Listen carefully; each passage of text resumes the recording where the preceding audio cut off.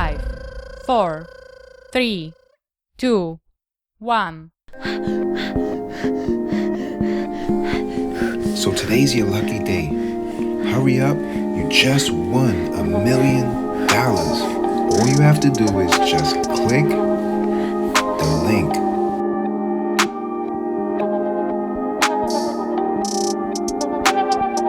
Congratulations, you have just won $1 million. Fake brands and scam collabs are everywhere.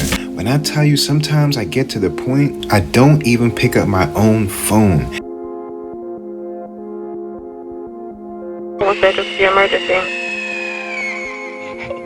think I've been scammed.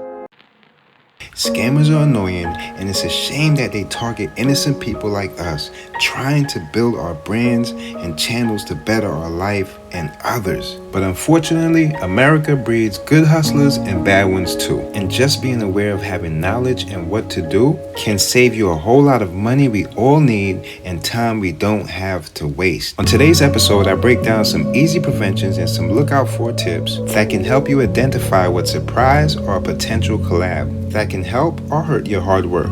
Okay, so to make this thing all easy to understand, I want to show you guys a fake brand partnership contract. See, the thing is with most of these scams or scammers, whatever you want to call them, they expect that someone will fall for the scam. So you gotta look out for too good to be true offers.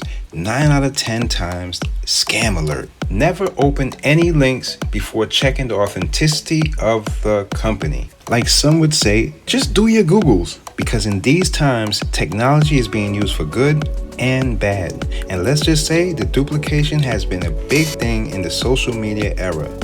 That's another episode, but okay. Anyway, here's some things that raises a red flag. Scammers usually almost every time ask for a product at discount. Legit brands won't make you pay for products, especially if it's on Shopify. Now, another thing, I want you guys just to take a look at this email. Red flags on the bad grammar.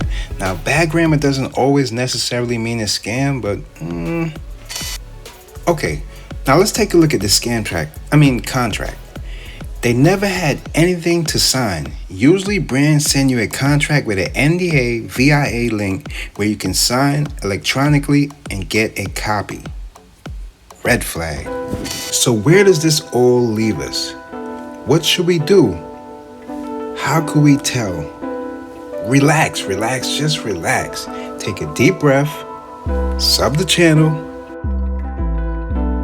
You got it? All right, let's get into it. Okay, I would say 3 things. Number 1, use your instinct. You know what they say, if it looks too shiny, it's probably a rhino.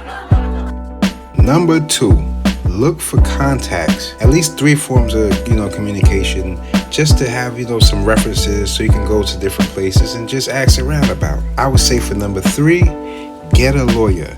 And if you can't afford a lawyer and all fails, ask YouTube. I hope you guys enjoyed it as well as learned something from this episode. Until next time, peace.